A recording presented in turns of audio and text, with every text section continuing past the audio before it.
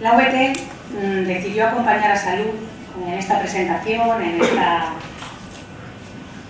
esta etapa de explicarnos un poco cómo es el terrorismo fuera de España. Hoy me ha preguntado una periodista que qué me parecía, en qué se parecía el terrorismo de España y de Colombia, y le decía que yo veía que se parecía solo en dos cosas, porque el terrorismo me parece que es diferente, pero se parecía mucho en dos cosas. Uno es el dolor de la víctima, el de los familiares, el que está secuestrado, y otro es el dolor añadido que se tiene que sufrir cuando ves que estos asesinos, sean de FARC, sean de ETA, sean yihadistas, sean de Grapo, sea de donde sea, al final llegan gobiernos y políticos que negocian con ellos, y negocian para pasar página. Y eso es un dolor añadido que no tenemos que permitir las víctimas.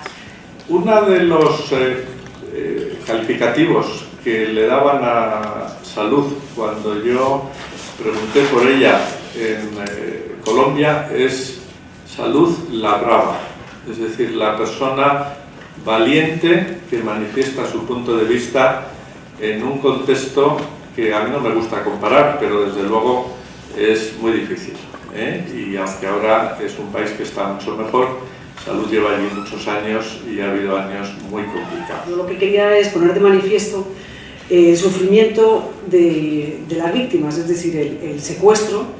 Yo llevo 16 años, 15 o 16 años en la Fundación País Libre, que es una fundación que lucha contra el secuestro.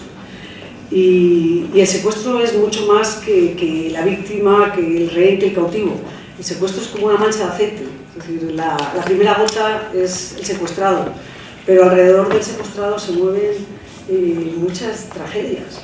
Se produce, como digo, como un terremoto, es como un temblor, es el terremoto que te cogen y luego tiene muchas réplicas. Creo que has sido valiente de contarlo, creo que es un ejemplo, y te doy las gracias por dar la voz a las víctimas, porque dar la voz a las víctimas es lo único que nos queda y me parece muy importante, sea en Colombia, sea en España o en cualquier sitio del mundo.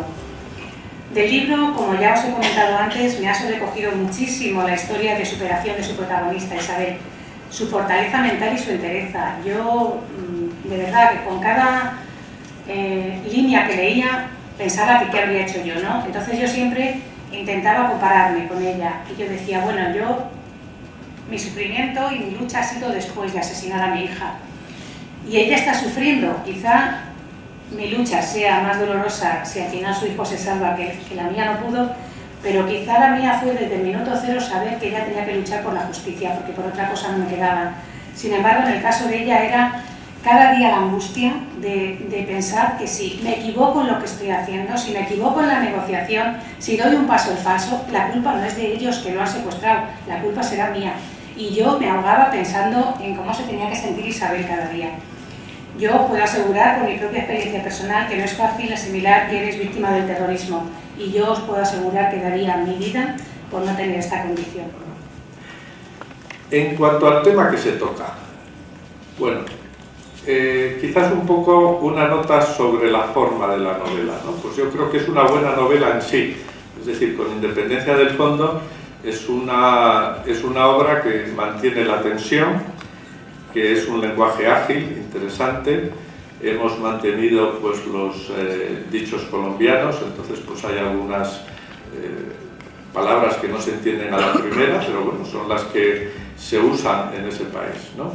Lo que nunca se había hecho, y es lo que yo siempre quería hacer también, es un libro desde la perspectiva de la familia del negociador. Quería hacer un libro de un secuestro extorsivo, que es los que más conocemos en la Fundación País Libre, y desde el punto de vista de la persona que negocia, qué es lo que pasa alrededor, porque como digo, mucha gente piensa que el secuestro solamente sufre el secuestrado, la gente se olvida de la familia y el día que vuelve secuestrado se creen que ahí se acabó todo, y en absoluto. El día que vuelve secuestrado comienza muchas veces otro drama terrible. Una de las razones por las cuales escribí este libro es porque es muy difícil tener acceso a personas que sean capaces de decirte todo cómo negociaron, darte las cifras, porque hay muchos miedos.